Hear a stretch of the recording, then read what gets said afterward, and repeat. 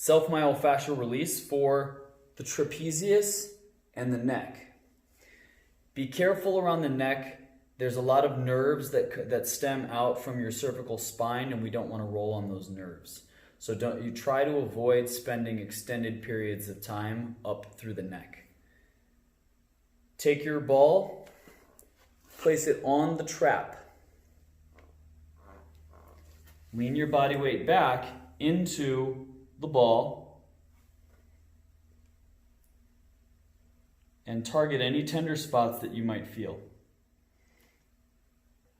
You're going to stay above the shoulder blade and off the spine.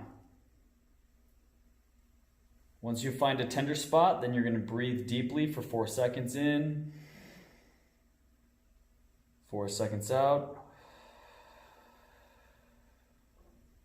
relaxing that upper back.